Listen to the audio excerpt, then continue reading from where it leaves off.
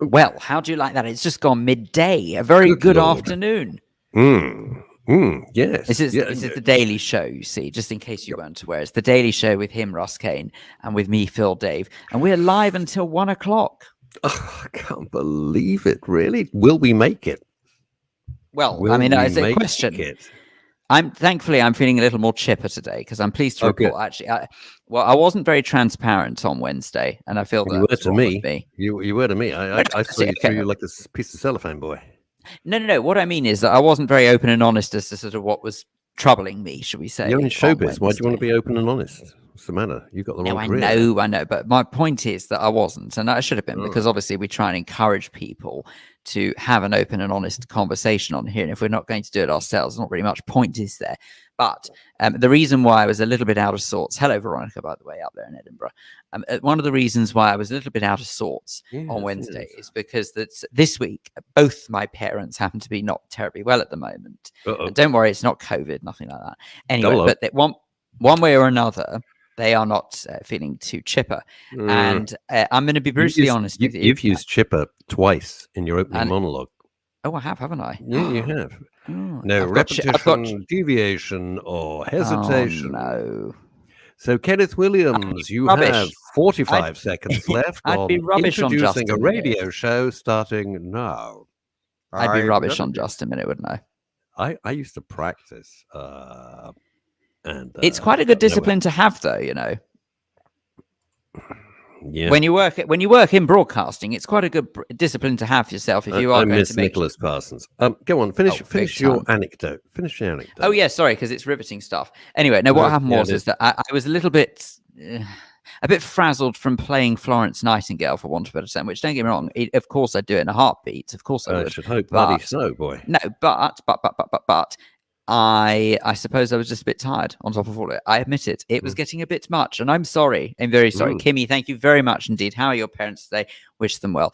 Well, I'm delighted to say... You don't get that on radio for. You don't get that on radio for. No one phones up Chris Evans on Virgin and goes, how is your family? And he'll go, oh, well, actually... It's true. Actually, no, I beg to differ, actually. He does talk about his family on Virgin. But I would actually say, though, that I am... pleased to report that even though there's a little bit of a road ahead, they both seem a little bit brighter today, so that's something. That's good. That's good. Yeah, right. Loads of things to talk about. Okay, how are you? Lousy. Moving on. I'm going off for a full COVID test today. Yesterday, you may have seen on my Facebook, which is a lot of fun. I try to keep it light when I can, unless I'm really angry. Then I don't. And I wasn't getting any better. I went off to my local pharmacy because we talk about going to see your pharmacist because they're great. And there's a little chemist in a little side street where I live. They're absolutely fantastic. They run it so beautifully. It's an independent shop. It's a one-off. And I spoke to the pharmacist. She was very helpful. She said, but I really think you should phone the doctor and just, here we go. This is going to be hopeless. Anyway, I went home and phoned my local NHS surgery, which is oddly enough in the same little street as the chemist around the corner. And I was number 2 in the queue, I was stunned. This was great news. Number 2 in the queue. Marvelous. Got through. Are you number 2 in the queue, or is that just their opinion of you? I'm just asking. I want clarity.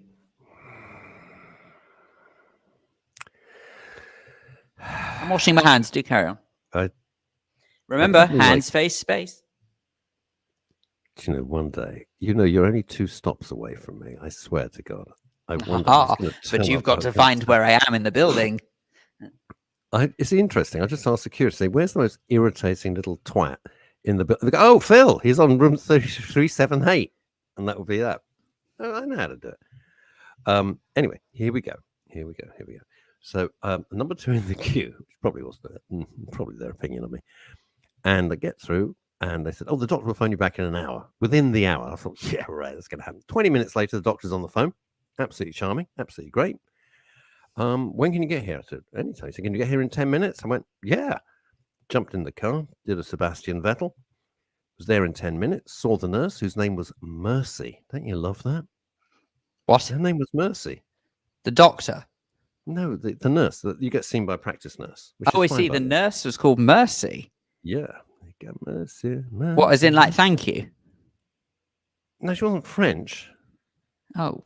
Mercy, Mercy. Mercy. Well, that was a great. I thought that was great. Anyway, oh yeah, look, we're getting. Here's your mum. God, this is parochial. Hello, you two. I'm going to have a COVID test today too. Good luck with yours, Russ. Thank you, darling. I appreciate it. And over we dash to New York City. Elizabeth Green. Good morning. Anyway, let's go to New Who's York. Burr? It's Russ and Phil. It's Raymond not Burr. No, it is. It's Raymond Burr, who used to be Perry Mason. Oh, I knew that. Who was very gay. Did you know that? By the way, I think I need to warn you that if at all you hear some sort of strange knocking sound today like this. Okay, can you hear that? Okay. What? Did I hear it? Yeah, I thought it was Keith Moon come back. Okay, so the problem is that the table I'm sitting at today, I'm in a very nice room today, actually. I've managed to find myself sort of located in a nice quiet spot of the building. And the problem is the room that I'm sitting in, you're right. The problem is that the room that I'm sitting in is one of those fancy schmancy rooms, the meetings for the executives, you see. Well, there's no executives in today because they're all having a day off. So Rebecca was here, scratched. They're actually not having it. To be fair, they're not having a day off at all. But for whatever reason, I've managed to blag my way into this executive little meeting room. And it's got a very nice marble table. But the problem with the marble table is not very... I know, but the problem with the marble table is not very broadcast friendly. So occasionally I knock it. Don't knock it. Wah. Hey, this is, as Kimmy says, no baking there then. No. Mind you, actually, it's a good service to bake on, though. Yeah, I don't mean literally bake on, but it's a good service to prep on. I finished my really dull, boring story. Oh, yeah, sorry, go for it. Anyway, so she gave me, everything seemed okay, but there is a throat virus going around. It takes 3 weeks to go away, but to be extra safe, I'm having the full COVID bullshit test today, and that's fine. What's Elizabeth Green in New York City saying? Such a treat. I'm awake in the morning. Our clocks go back this Sunday. Okay. Oh yes, of course. Daylight saving begins. Look, hey, you've pulled. We'll meet up sometime. Oh, it's true. Yes, Elizabeth, isn't it for something like for 1 week of the year or something like that? That's New York is only 4 hours ahead or behind. So you're 4 hours behind. We're 4 hours ahead. Yeah, that's great. Anyway, I want to pay a very quick tribute to the lovely Lionel Blair, who died yesterday at the age of 92. Please God, by us, 92, and he still looked bloody marvelous. I had the pleasure. I think he was still dancing pretty much towards the end. You know, unbelievable guy. I worked with him in Panto. It was my first big Panto. I'd done Panto before with Sandy War, actually. Oh, and then we go. He was nothing but charming, delightful, so professional, gave 100% to every show, was lovely to everybody. Lionel Blair, old school showbiz. Where do you sit on that, Phil? Old school showbiz, and he loved showbiz. Well, I think this is very strange, you see, because what's happened, I feel like the balancing scales have sort of just tilted the other way now, because in the world of broadcasting and media, one has to be multi-skilled. Okay, you have to be able to do more than one job. You can't just rock up anymore and say, I want to talk on air. You've got to be able to do a bit more than that. And what's happened in the world of... Okay, explain that. All right, so in days gone by... Yeah, we just about got time. In days gone by, what would have happened is that you would have had a situation where there was literally a person allocated to, say, reading continuity announcements, for example. Yeah, but all they would... friend Tony Green does for BBC.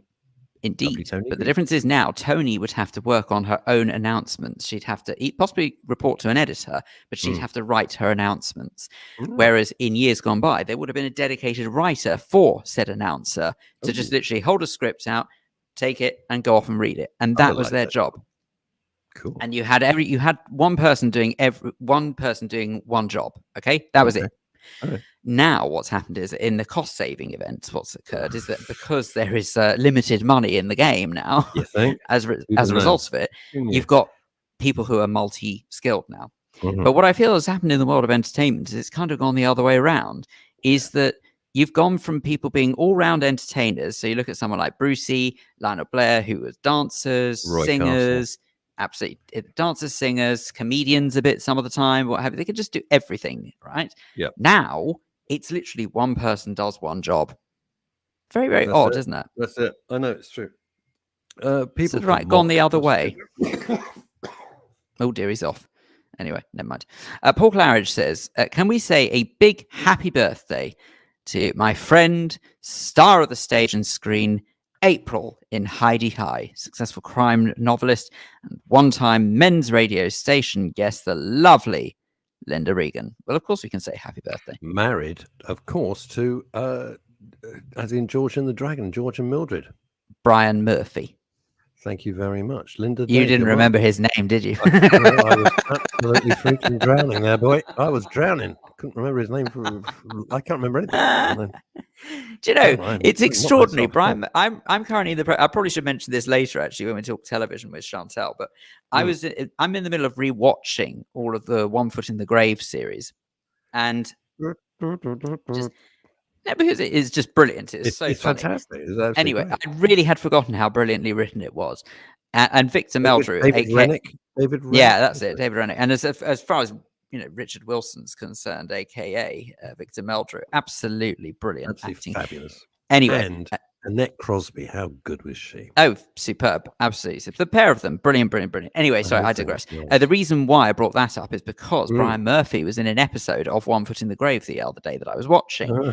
Bearing in mind, One Foot in the Grave was recorded in the early 90s. It is extraordinary how Brian Murphy has not changed. No, he looks exactly the same. He doesn't look any older. Hilarious. It's hilarious. But you look the same as when you had your bar mitzvah, so I can't see this is true. Well, you're getting excited. I look like my dad. Now, anyway, Lionel Blair, I know people can mock, and I'm sure everybody can be sarcastic and everything, but he was pure old school showbiz. He was nothing but ever absolutely lovely to me, and he was lovely to everybody I know. What you saw is what you got. He was charming, funny, and he was how can I put this? He was so energetic and so full of life. And bless him. And 92. So our condolences to the family. I never met him, but at least I don't think I did. I was trying to rattle my brains as to whether or not if he cropped up. Well, I was going to say, I'm trying to rattle my brains of whether or not he cropped up at maybe at a station I was working at or something like that as a guest, and I might have walked past it. But I know I didn't ever. He was with. There's a shot with him with Gary Crowley and I were chatting about it yesterday. And Gary, there's a picture. Actually, do you know what? That's a really good point. Yeah, maybe when I he came was to there. see Gary Crowley. Maybe. Right now. Anyway. We've got a special guest. And we have, but the question, of course, was how's Ebony? Oh, how's Ebony? Thank you so much, Linda, for asking. Progress is horrendously slow. I've set my, they said it's 3 weeks, and she's totally not herself. I managed yesterday, late last night, to get her out for a walk, finally. Otherwise, she just sits on the couch and doesn't budge. She's eating and drinking, but otherwise, she's not her old self. That is for darn sure. Anyway, bless you for asking. Appreciate it. So that's another little stressor. Now, one of my favorite tunes before I didn't like Eric Clapton anymore, what I did was Lay Down Sally by Eric Clapton, co-written by our next guest. She's celebrating 50 years, 50, in the business. Anyone who lasts more than 3 minutes these days is just terrific. So, ladies and gentlemen, may I introduce, and we had to pre-record because of the time difference, all the way from Los Angeles, the legendary Marcella Detroit. Never meet your idols, never meet your heroes, because you're always disappointed. Except, ladies and gentlemen, there is always an exception to that rule. This is someone I've admired for like years, never in my wildest dreams thought I would ever meet, let alone interview, but never meet in person.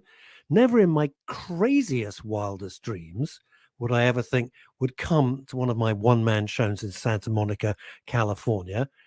Ladies and gentlemen, it's only Marcella Detroit. Hello! Ta-da! Ta-da! How do you do that? How the hell do you do that? That's so good. That's one of my party tricks, Russ. I learned how to do like that when I was doing a lot of session work, and there was downtime in the studio. And like, what noises can I make while they take their time fixing things? Well, that's it. Thanks for joining us. Also, all you need to know about Marcella Detroit. It's great. You, of course, are out in Los Angeles. and I am here in London, and through the miracle of technology, which somehow I've managed to cobble together, here we is. First of all, before we get into it, how is everything out in LA? Because people are saying to me it's changed. I would find it different from when I was last there 3-4 years ago. Well, the pandemic happened, so Oh, it's obviously affected everybody across the world, but it's been just so strange. And now I think people here have been quite compliant, and I don't mean, they haven't like been surrendering and, giving up everything in that way of compliancy, but people have been aware and have been mindful and gotten vaccinated and wearing masks, but there are still some rebels who are like, oh, I'm not doing that. And yeah. Welcome to London. Yeah, right. I know, London. Well, we have a little bit of that in LA, but not as much as they might have in states across, like in the Midwest in America, where people are just out and out, just refuse. They're furious, aren't they? I mean, you've got people saying, well, look, for God's sake, follow the science. And then you've got, I know that's not why you're here to talk about, but it's so interesting. And then you've got other people saying, oh, screw that, screw the government, it's all a conspiracy, blah, blah, blah. I'm not doing it. It's my right. Yeah. I don't understand what it has to do with the government. It has to do with safety and the health and safety of your fellow man. It's a little different. Why politicize it? It makes no sense. I've been saying this for weeks. For weeks, I've been saying on air, look, can we stop making everything a political statement? This is like just trying to help everybody, and let's all try and get through this together. And the word together I was on the tube, that's the subway over here, which I use all the time.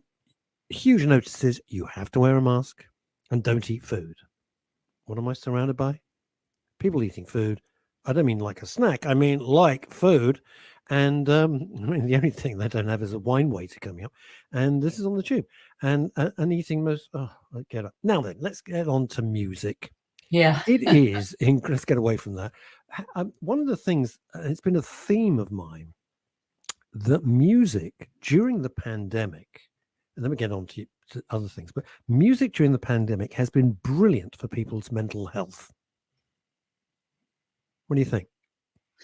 I don't know what I would have done without it, of course, but I've been creating music my entire life. But when we went into shutdown in March of 2020, I just started writing. I wrote over 70 songs, and wow. And I just couldn't stop. It was really the only way for me to cope with the madness that was going on outside my window, in my country, across the world.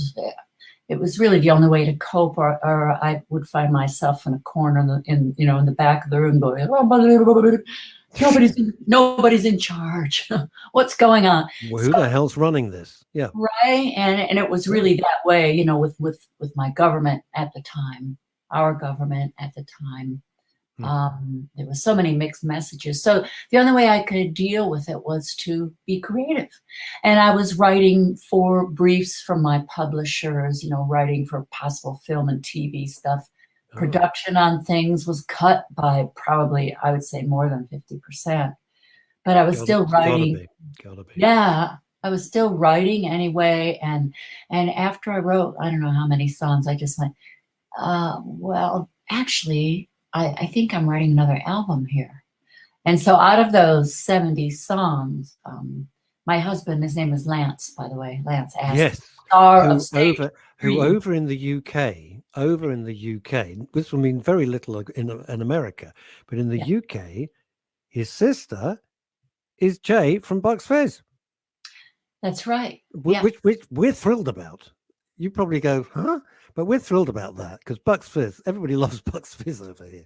We're still crazy about them. We didn't really know much about them in America. And when I met Lance, and then I met his family, and he told me about his sister. I really wasn't aware till I was spending more time in the UK back in the late 80s. So. It's Oh, I'm sorry, I cannot take this call.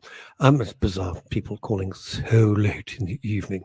Now then, the album. Talk us through That's it. right, the album.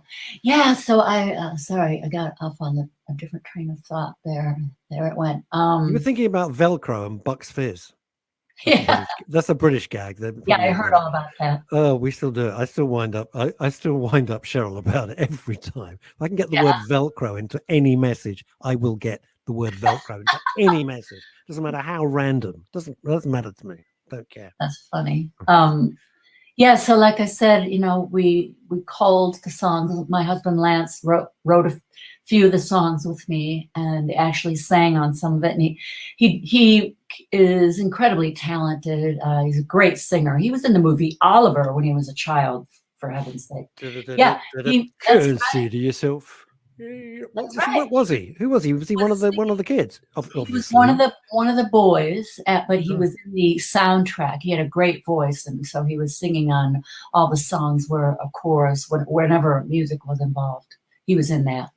And he was in some other West End productions like Cats and A Chorus Line, and he was a superstar. Yeah. So anyway, he helped me create this album. We did some engineering and production on the whole thing with me. And yeah, basically we chose out of those 70 songs, 20 songs that we felt were the strongest, and they're going to be released on a CD. 20? That's a bargain. Yeah. No, I'm serious. So what do you normally get on an album? I don't know, 12 or something? 20 is good. That's a lot of bang for your buck. Yeah, yeah, and it's available on my website. To do a shame. Which is plug it. Don't be shy. www.marcelladetroit.rocks. .rocks. Yeah, .rocks. ROCS. Whoa. Yeah. Who knew? I've never even heard that one before. Is that a common thing in America? .rocks. Love it. I had never heard of it before either. Lance found it. He's a whiz with all things internet, and yeah, so that's the story. And it's all songs are written during the pandemic, and they're different like little stories about my relationship, about Lance and I. The album's called Gold because I'm celebrating 50 years in the music business, which sorry, it must be a bad line. I thought you said 50 years in the music business. Sorry, bad line. Hello, testing. 1, 2, 1. 5, 0. Get out. One of the things that really annoys me about you is you look exactly the same now. You don't change. I'm assuming up in the attic in Los Angeles there's a portrait that's slowly melting, but otherwise it's extraordinary. I look in the mirror and go, "Hello, Dad." I mean, I don't know what the hell. Well, thank you. I am lucky. My parents had really great skin, and my dad had one gray hair on his head the day that he passed. God bless him. But let's be clear. Do you mean he had one hair? No, he had a full head of hair. Oh, just checking. And one gray hair amongst those. Yeah. So I'm really lucky. I come from a family who have extraordinary genes. And I have a weird story. Yesterday, I was on the phone to a pal of mine who lives in Los Angeles, but is English, has lived there for 20 years, but at the moment was in France. And I said, I'm going to be talking to Marcella Detroit. And she said, I had the most, my favorite thing to go to sleep in, this particular T-shirt. I loved this T-shirt. I always slept in it, she said. And then it was a Shakespeare sister. And somehow you got into conversation with her. Her name's Cara, and you said, I don't have that particular T-shirt. So she washed it and pressed it and gave it to you. Oh yeah, right. She sent it to me. Yes, she did. Right. That's your friend. Wow. That's my pal since 1984, I think. About 1984, 85. Wow, small world. Yeah. It's a crazy small world. She probably lives up the road from you now. Yeah. She's in where is she now? Woodland Hills, near Woodland. I don't know all the suburbs there. 50 years. One of the things I was fascinated to talk to you about.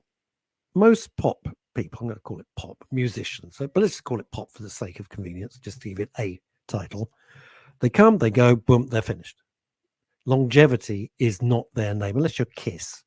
maybe you Kiss or Springsteen, and the Stones, but a lot of it doesn't happen. What do you put it down to in the case of Marcella Detroit? I'm a glutton for punishment, I guess, and I keep trying. I don't know, Russ. I just love being creative, really, more than anything. That's my favorite thing in the world. Yeah. Being able to be creative. It's kind of like an escape, you know. Like no, it's not like an escape. It is an escape. If I don't write every day, you write music. I can't write music. I can't write anything. I'm not music. I drum, but I'm not musical as such. But if I'm not writing, no matter what it is, I feel stifled. I have to write every day. Right. Well, you're a writer. You're an author, so you understand what that is. That need to express yourself, to get lost in something other than reality, to create something, and it takes you on a journey. You know. Yes, it does. Sometimes inward, sometimes away from yourself, sometimes to places unknown and unexpected. But all the same, it's exciting and rewarding, right? It is. Now you reunited and brought back, to everyone's delight, Shakespeare's Sister, still one of the best tunes ever, Stay and everything. And it was a smash. It was an absolute smash, wasn't it? Were you surprised that people went, yeah, they're back, yay? Were you surprised by that? It's hard for me to give my judgments of things. I'm one of the most critical people in the world. No. Hello. No. Forget it. Take a number and wait in line, if you don't mind me saying. But it was, yeah, I was grateful. You know, I was really grateful that, you know, we still had our hardcore fans and they were there for us, you know, and I'm glad that Siobhan and I could resolve our issues to the extent that we could get back together, create some new music.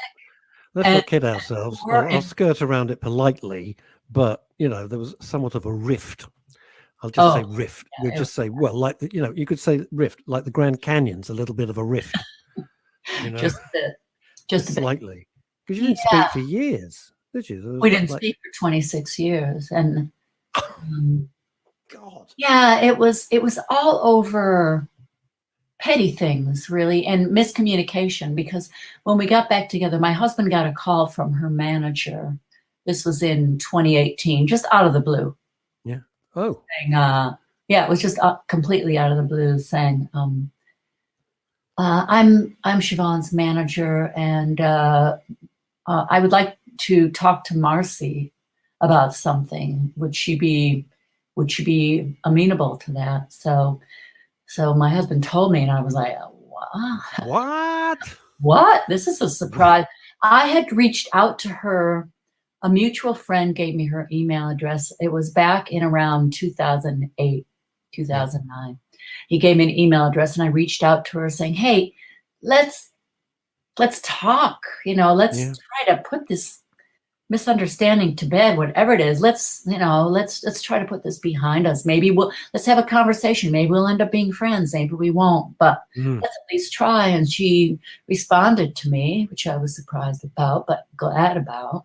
This is all in my upcoming autobiography, by the way. Okay. You got a name for it yet? It's, well, right now it's called My Love Affair. It's my love affair with music. Okay. So, you know, I reached out to her. She got back to me, but unfortunately, we never had that chat. So I guess it was 9 years later when my husband got the call from her manager and put us together, and I spoke to him, and he arranged for she and I to meet up here in LA. Well, face to face. Yeah. Woo. With nobody monitoring us. It was just she and I. How was that? You know, so did it stop? Anyway, how have you been? 26 years, boom. Anything new? And what was it like when you first, you know, encountered each other? Was it kind of awkward, or did the years fade away? Yeah, it was very awkward. I didn't really know what to expect. But I tried to go in with an open mind, you know, and I had wanted resolution for quite a long time. And like I said, I had reached out. And She told me her side of things, and I told her my side of things, and we had complete misconceptions of what went on, and it was mainly because there were a line of people in between us, and we didn't really. Every time this is what happens. Yeah. You know, the number of times that people have said to me, "Oh, I've been trying to get hold of," and they mention some celebrity or actor or whatever it might be, and you know, their manager, and then I said, "Well," and then they said, and then I bumped into so and so, and they said, "Well, why don't you just phone me? I'd love to have done that." And they're being genuine. I mean, it's not they're not giving the old moolah. They're just saying, "I'd love to have done that," but they act as such buffers. So many of these people, Yeah. Yeah. And it was on both sides. I mean, I had to have somebody look out for me during that whole time. And there was management for Shakespeare's Sister, but I had someone looking out for me because her people were not looking out for me sometimes. It's all in my book anyway, boring stuff anyway. But it's not really. But you think, like, there's only two of you. We're not talking about the Royal Philharmonic Orchestra here. I mean, how tricky that, like, two of you, let's sort this out, when it was all going incredibly well. Yeah, I mean, we hit some incredible success for the second album, Hormonally Yours, and Stay was a huge hit. And massive hit. And I was really... What was it? I've got to ask you this. So many people like the interpretation.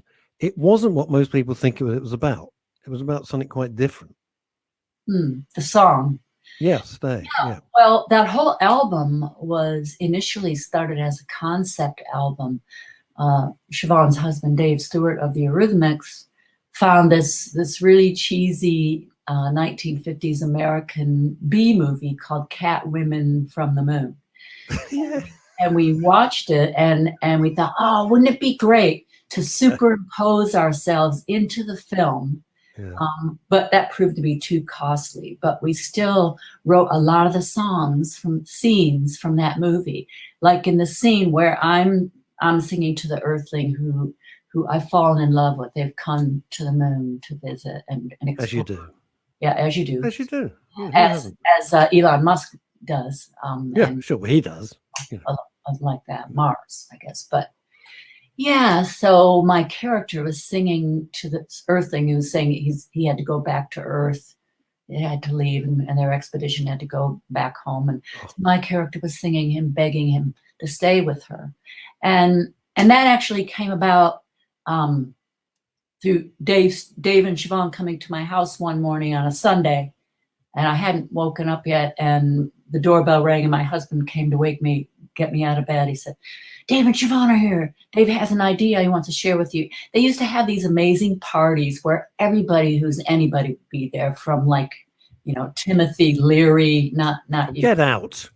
If you were in LA, you would have been there. I promise you. Thank you. That's made me feel rather better. Yeah. I was a bit upset. I felt a bit left out, to be honest with you. Right. So what happened? So they wake you up on a Sunday, and Lance is going, Christ, wake up, they're here. Wake up, you lazy so-and-so. So it brought me a coffee. I like him. Yeah, I like him. He brought you a coffee. Yeah, he brought me a coffee. He's a keeper. He's a keeper, let's be honest. 32 years later, Russ. I married a Brit. 30. Yeah. Yeah, and I couldn't find an American to put up with me. Because there's only 350 million to choose from. So, yeah, I understand. Yeah, I don't know. A paltry selection. I'll tell you very quickly. I used to, my best pal is called Lloyd, and he was a music manager. And he managed a band called The Tourists, which I used to go and see play. And out of The Tourists came the Eurythmics. Right. Yeah, The Tourists. Yeah, came the Eurythmics, right? Yeah. And it was all Lloyd's money and everything. They were trying, him and his partner. And he would always play me stuff from his other play. And I'd go, Lloyd, that's just shit. That's just awful. And then he played me out of the blue, because I'd met Dave and Annie like at their house loads of times. No big deal. They would, with The Tourists, they weren't huge stars. And Annie Lennox, etc. And Dave was charming. And he played me Sweet Dreams. I said, that is the best thing, Lloydski, you've ever played me. It's great. He said, I know. So they released Sweet Dreams. It did nothing. Really? It died. Marcella, it died. Right. And Lloyd said, I've got no more money. I think that's the best thing you're going to do. And they parted company. A year later, they re-released under new management exactly the same song. No change. Boom, went to number 3. And the rest, as they say with the Eurythmics, is history. All about timing. Incredible. Yeah, Incredible. it's about timing and being with the right people at the right time, and just, I mean, getting lucky, you know. It was, yeah, but you know, what changed in 12 months? Same people, same song, same tune. No, there wasn't reproduced or anything. They were charming. Anyway, so they're at your front door. It's Sunday. You've got a cup of coffee made by your husband, Lance, and So they come in, and Dave says, when they had these parties, it was end up with people singing, you know, and I would sing some ballads, and Dave said, you know how you always sing these ballads at our parties? Well, I came up with this idea for you, for that would feature you on this song. So he started singing. He wrote like the verses for Stay. He sang me the first verse. This world is where we think, and you think in love escape. Blah blah blah. We get to the chorus. He said, "That's what I wrote," and I just started singing. Don't ask me where it came from. I just started singing the "Stay with Me, Stay with Me." You just thought out of nowhere. Out of nowhere. Wow, the muse plopped on your shoulder there. Yeah. Sheesh, who'd have thought? Yeah, and so then we kept writing. We wrote the second verse, and then Dave said, well, now we need to write a part for Siobhan. She can come in the middle 8. So we developed that. That song went through so many incarnations. I can't tell you, but we recorded the first version of it in my little home studio, which is about a half a mile from where I'm living now. On my little, I had a Fostex 8-track recording machine. And we recorded everything there, all the vocals, all the backing vocals, and they ended up being used on the actual record because Thomas was asked to come in and mix the song at the last minute, and he loved the original vocals. In fact, when we first wrote the song, and Siobhan and I did the demo at my house, we brought it over to Siobhan and Dave's. And Chris Thomas, a producer, was there producing Dave's Spiritual Cowboys album.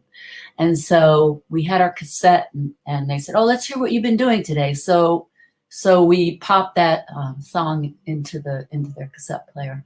And Chris stood up and went, #1 smash. And we're like, huh? He knew his onions. He knew. I think sometimes you can listen to something and think, that is sensational. We all did with Sweet Dreams, I made of this, and nothing happened. So we thought, what the hell? Yeah. You know, why not? And then I have to ask you, what was behind when your very famous collaboration with Eric Clapton? I'm not going to talk too much about Eric Clapton at the moment. He's not the most popular person in the United Kingdom. Yeah, not right now, I guess. Wow. So we'll just skirt around that. We'll pretend that that never happened, and it's the Eric Clapton of old that we knew and loved. Let's just do that for the sake of convenience, and because otherwise I'd get depressed. Lay Down Sally. Yeah. Which you co-wrote. Yeah. Absolutely killer of a song. Love that song.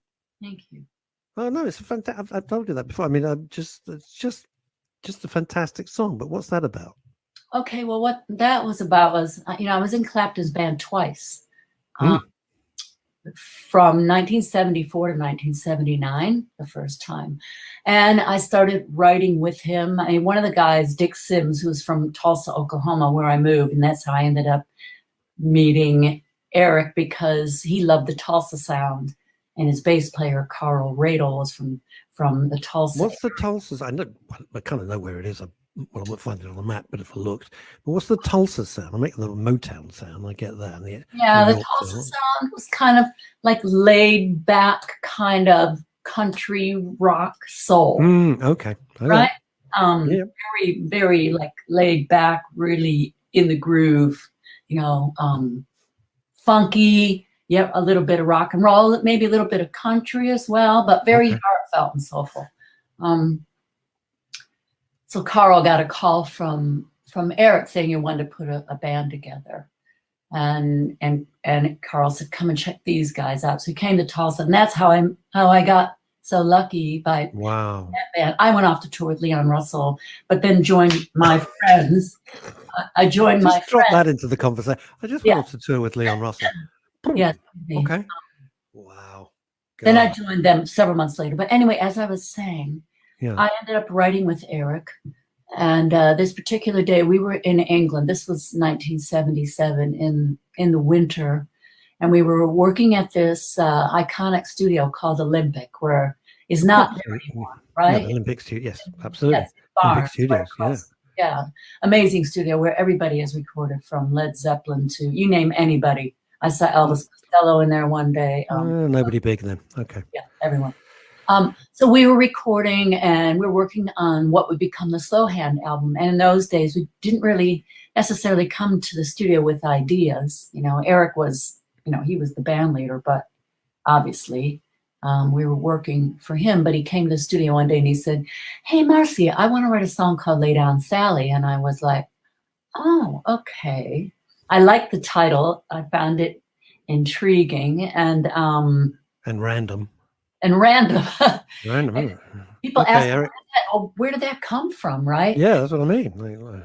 And I think where it came from was Eric's personal bodyguard. His name was Alfie. He was married to a woman named Sally.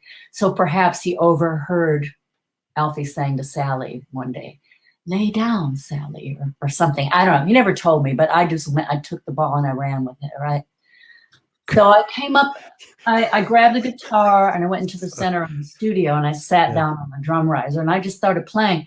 But initially the song was more of like a Bo Diddley beat, which is like a bump, bump, bump, bump, bump, right? It's called the New Orleans second line beat, right?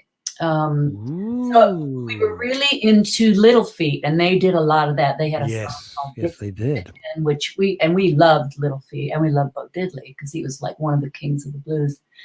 So we started writing it that way. I came up with a melody right away for that lyric, the "Lay it down, Sam," and it just kind of went on from there. We worked on the song all freaking day. George Terry, the guitarist, and Eric and I. We had the chorus, we wrote that, we had the melody, we had all the lyrics, but when it came to the verse, nothing sounded right. It just didn't sound good. So after about 5 hours, the keyboard player left. He was getting bored and went off to do, whatever. Yeah. Eric starts playing the iconic kind of JJKO groove. Yeah. And Glyn Johns, the amazing incredible producer, was producing it, and he was like, "We got to record this right now, right now." So everybody took their places behind their instruments, and he recorded it. I even jumped on the piano. I played this pretty lame part, but it worked. It was just very rhythmic and inconspicuous, really. But then Eric, after we laid the track down, Eric said to me, "Go back to your hotel tonight and write the lyrics." So I came back the next day with all the verses, with the melody and lyrics, verses. And then we did our vocals, and then several months later, it was like climbing up the charts and went to number 4 in America, went gold. And I think it's now been played like over 3 million times on the radio. That's in my car alone. Huh? That's just in my car. In your car? That's it. That's it. God knows on the radio, but just in my little car. Whether you wanted it to or not. Whether you want it or not, I'm playing that song. It's my song. I want to play. It's fantastic. I just love the way that you see, because us on the outside, we think, and then when you break it down the way you've done it, it's just absolutely fascinating. Right. Before I have to let you go. Yes. When you're coming back, of course, because let's pretend COVID doesn't happen. Do you have another tour planned for the UK? I don't. Came to the last one. Yeah, I don't have another plan. I don't know if Shakespeare's Sister is going to do another album or anything else. Oh, I didn't even know that was a possibility. How fantastic! Yeah, I don't think there's a plan for that. I've just been focusing on my new music and getting my album out there. Like I said, it's at marcelladetroit.rocks, and if people want a CD or if they want a digital version, that'll be up November 21st. No plans for a tour right now. I'm just concentrating on getting my album out there and probably doing some more writing. And who knows, when things calm down and the world leaders figure out how to deal with this insanity that's going on and everything's being out of control. Then, and when I feel safe, then I'll plan something. But right now, I'm just sitting in my house working like a busy little beaver. Little bee, little worker bee. Yep, that's me. Like a Detroit bee, which is like the Detroit sound, but it's like Detroit bee. I don't know what it does. It drives around in muscle cars. It's a little bee that drives around in muscle cars and makes a lot of noise. Yes. It's been a treat. Thank you so much. Congratulations. It's ridiculous to think 50 years in the music industry. It just sounds, it feels like I should have been talking to Vera Lynn. I know she's gone, or somebody, something ridiculous, you know. I don't know. But anyway, it's fantastic. Thank you so much. My best to Lance, and I hope one day again, God willing and pandemic willing, we can meet up again. But thank you so much. It's been great. Marcella Detroit, everybody. Wow. Do you know what? She seemed really, really lovely. She's great. She's absolutely great. She's such a nice person. She's such a nice person. She really is. Shall we bring in our next guest straight away? Oh, if we have to. Hi, no, see, that's not the attitude. He's so bloody Hi, rude. guys. Do you know why he's rude? He's got a marble table, so he thinks he's a big shot now. He's got half a Kew Gardens in his lapel, a marble table. He thinks he's made it. Half a Kew Gardens, excuse me. It's the poppy appeal. What's wrong with you? I know it is. We haven't got. I'm loving it. It's a very floppy poppy, but it looks very good. Well, don't talk about Phil like that. From now on, Phil will only be known as the floppy poppy.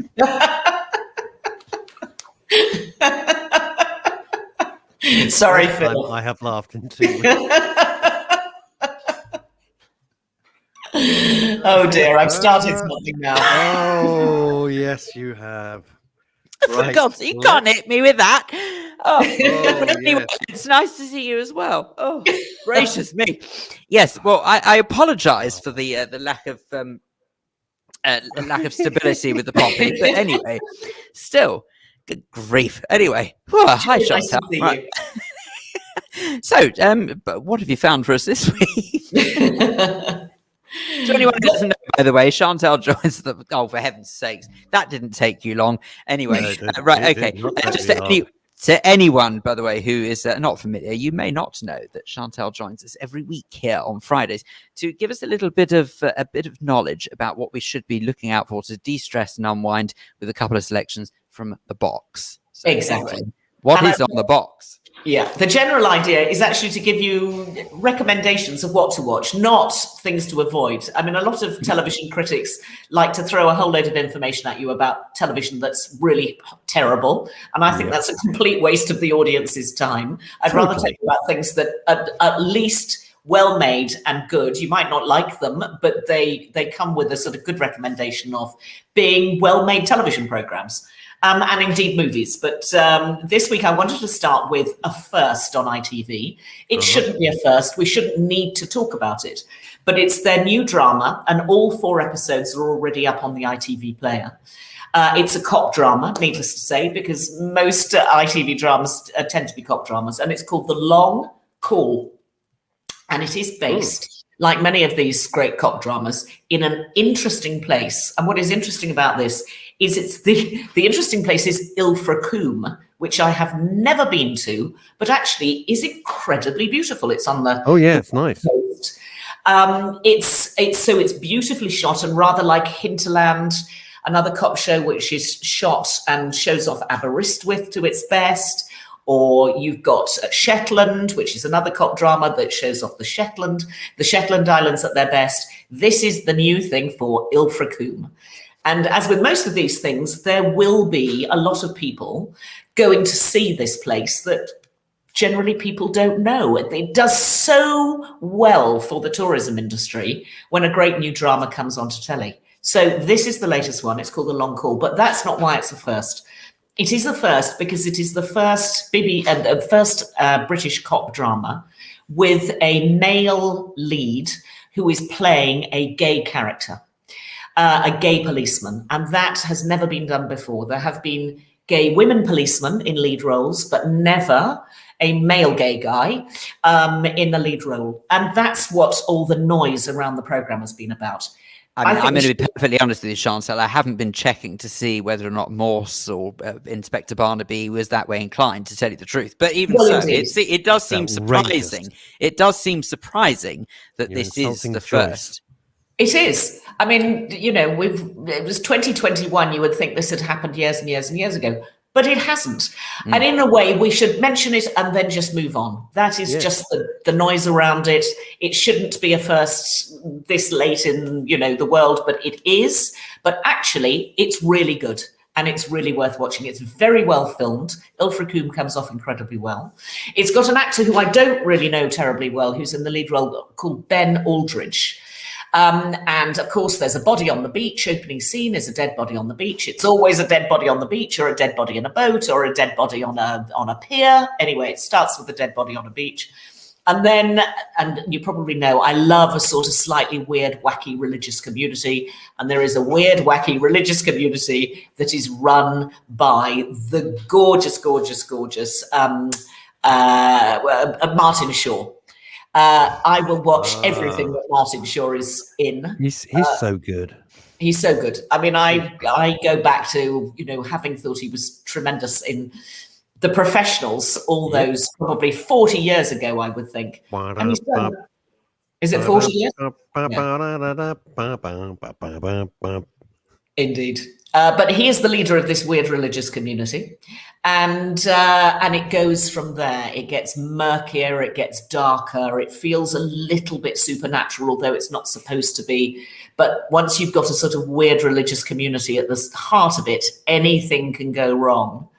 But it's well made. It's worth watching. If you like a good cop drama, you like good, engaging characters who are in the lead, then this is a 4-part series for you. I am sure it will spin off into a series if this series is well received. And into a returning series if this 4-parter is well received. But it's definitely worth taking a look. So that is ITV, and remind us the name is The Long Call. The Long Call. Excellent stuff. Thank you. I haven't quite worked out what the long call means and how it gets sort of bedded into the program, because it's not really obvious. But anyway. Maybe they they stand from the mainland and they just have to shout. I don't know, maybe. Yeah. Right. Anyway, excellent stuff. Well, what else have we found? So I tell you what, I love, and it's one of my default programs. And when I like television to just wash over me in a rather gentle way, one of my default shows, which I don't think we've ever talked about, is Who Do You Think You Are? I know we've talked about Long Lost Family in the past, and we love Long Lost Family. But Who Do You Think You Are? I think we're up to series 18. Oh, I was going to say series 16. I can't believe how long it's been going. I'm so pleased it's been going so long, but it's absolutely fantastic. Yeah, started in 2004. And rather interestingly, in 2004, I was working for the BBC for a part of it called UK TV. And I had a proposal from a TV company for a show called Who Do You Think You Are, which was a fashion program. And we were going to stop people in the street and ask them about their fashion style. And this was just about to get underway. And then I got a call from one of the heavy duty lawyers over at the BBC saying, "Excuse me, we have a new program on BBC One about to come out called Who Do You Think You Are?" And I had to say, well, I think you'll find that I've already registered the name for my new TV show, which is on UK TV. And they said, no, you don't quite understand. This is going to be one of the big cornerstones of BBC One programming. And I kept saying, yeah, but I think I got there first anyway. Cut a long story short, I got squashed. And I thought you were going to say they bought you out, but anyway. UK TV was told to get back in their box, and the title was given to what we now know as Who Do You Think You Are? Anyway. Well, still, to be Chantal, there's not everyone who could confess that, or at least could claim that. So that is something, if nothing else. Indeed.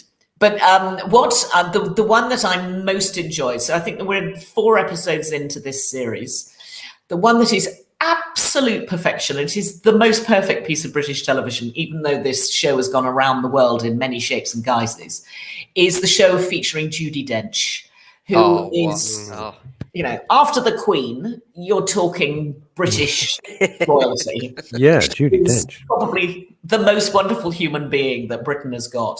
And I can't believe she hasn't done it before. Extraordinary. That's what I thought.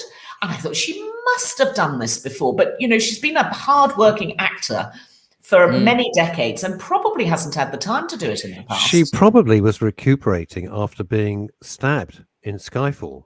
Ah, very possible. Because that was quite a long recuperation in that derelict church. You know. Yeah, suddenly M went ZZZ, but yes. Yeah. Whoa, no, she has carried on doing quite a lot of film work in smaller film roles and since Skyfall. But anyway, it is absolutely lovely. The way that this program is edited is just magical, because they set Judi Dench up as a woman who is deeply in love with Shakespeare and deeply in love with all the Shakespearean roles that she has ever created. And I'm really not going to spoil it, because the way that show unfolds is like a thriller and you want to get to the end. The way this particular story unfolds in a Shakespearean way is absolute television gold. It's so good. It has to be watched. It is there currently on the BBC iPlayer. It's episode 2 of the current series, which is series 18.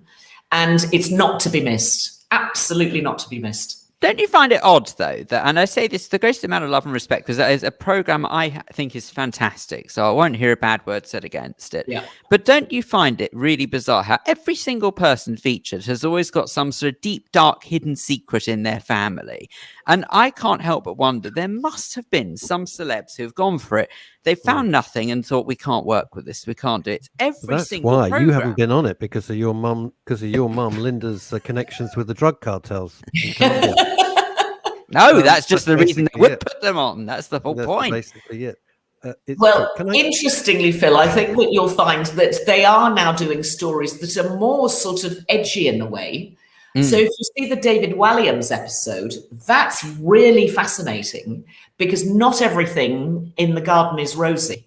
And you really feel for the guy. It's a rather sad story.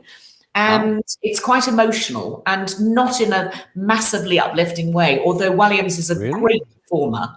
And he feels that the knowledge that he gets sort of, enriches his life because he knows about it. I definitely have some playing catch up to do, because I haven't seen this series at all. But anyway, Chantal, have you got any quickfire suggestions?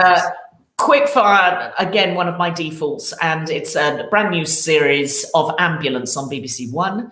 Ambulance always has wonderful music besides anything else. It clearly is. It's a reality show. This time it is taking the Northwest Ambulance Service. All the Scousers just have the best sense of humour. They take every tragedy in their stride. You always feel better at the end of the show. There's always a fabulous piece of music to play the show out, which has got its own Twitter fan group, because the music is so perfect. And it just is beautifully well done. It's the BBC at its best. But isn't it just my imagination? I'm not sure I'm the only one who thinks like this, but I always feel really guilty when I watch Ambulance. Funnily not when I watch 24 Hours in A&E, but when I watch Ambulance, I feel like I'm really intruding on someone's privacy.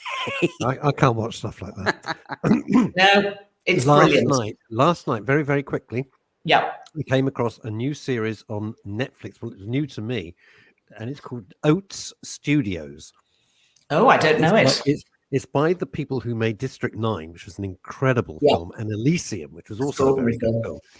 It's a very odd watch. It is horrendously graphic. They're very short films, and they're not concluded. I've got to say that straight away. They are not concluded. They're disparate stories. They're at Sigourney Weaver's in one. It's quite extraordinary to watch. Fabulously made, but weird and very graphic. I must warn you, very graphic. It's called Oats Studios, because it comes out of a place called Oats Studios. And might I throw in a quick suggestion as well? Channel 5 this week, I saw a documentary called Secrets of McDonald's, 50 Years of the Big Mac. I'm not sure whether or not it was a repeat or whether it was live, but I saw it this week. Fantastic. Catch it on all five on demand, I think they call it. If you can. And there you go. Ramsey's loving your last suggestion about bad sport. So thank you for that. Oh, good. Right now, Chantal, just don't disappear anywhere just yet, because I'm afraid that Paul Claridge has been twiddling his thumbs again and has become creative. And as a result of it, following your earlier conversation, Russell, I'm afraid that he's decided to take it upon himself to come up with a bit of artwork. So we'll leave you this week with this fascinating image that I have to tell you, Paul, I may never get out of my brain. So thank you very much indeed for this. Oh, good gracious me. There you go. Oh, God. Oh my word. That's truly horrendous. It's That's absolutely extraordinary stuff. That But is. anyway, gracious me. Very good fun. How on earth you live with yourself, seriously. Thank you very much indeed, Chantel. We'll Not see at you all. Have a next happy week. weekend. You as And well. to you, Bye-bye. Chantel. Thank you so to much for joining Chantel. us. Thank you, of course, to Marcella Detroit. Oh, my goodness me. Marcella Detroit was on the show. Marcella Detroit. I know, great. Fantastic. Thank Anyway, you, to you, Phil. me, as I'm done always. out. Right. You're done. You're fabulous. Thank you so much. Thank We'll you. be back, God willing, Monday, 12 Voice willing. 12 o'clock. COVID willing. Yes. Right. I have to tell you. Oh, by the way, this sums it up. There you go. My mother's comment. Yuck, Paul. Anyway. I might also throw in, of course, Russ, we wish you a speedy recovery. So, Oh, bless you. You're very kind. Thanks very much. Monday at midday. Thank you so much. Bye-bye. Bye, everybody.